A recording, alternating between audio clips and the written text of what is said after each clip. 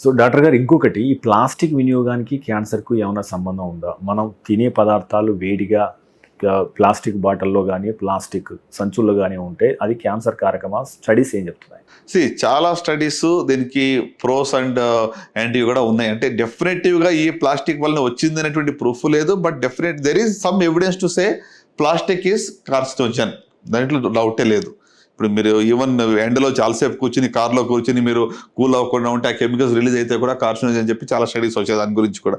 Windows తెంచండి, కొంచెంసేపు ఆగండి, తర్వాత మీరు కూల్ అయిన తర్వాత ఫ్రెష్ ఎయిర్ వచ్చిన తర్వాతనే వెళ్ళండి అని చెప్పి కూడా మనం చాలాసార్లు దాని గురించి విని ఉంటున్నాం. అలాగే ప్లాస్టిక్ కప్స్ కానివ్వండి, ప్లాస్టిక్ బ్యాగ్స్లో టీ కాఫీలు తీసుకోవడం, దీని గురించి కూడా డిస్కషన్ జరిగింది.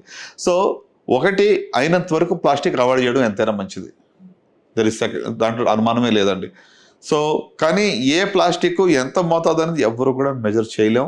I think let's not go in to that aspect. కానీ ప్లాస్టిక్స్ని లేకుండా చూడాలనేది చాలా దట్స్ వాట్ ఈజ్ సస్టైనబుల్ కదండి. కానీ ఎంతవరకు మనం ప్రాక్టీస్ చేయగలుగుతుంది చెప్పండి. చాలా వరకు కప్స్ కాడి నుంచి మొదలు పెట్టుకొని స్టిల్ వీఆర్ స్ట్రగలింగ్.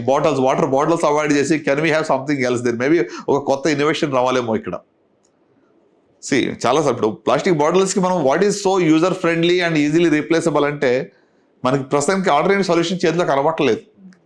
లేకపోతే వీడు adapted it long ago, right?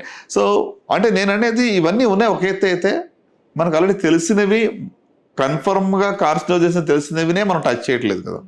So దీన్ని చేద్దాం. వీటికైనా ముఖ్యంగా ఆల్రెడీ నోన్ ఫ్యాక్టర్స్ని ఫస్ట్ అరికట్టేద్దాం పూర్తిగా.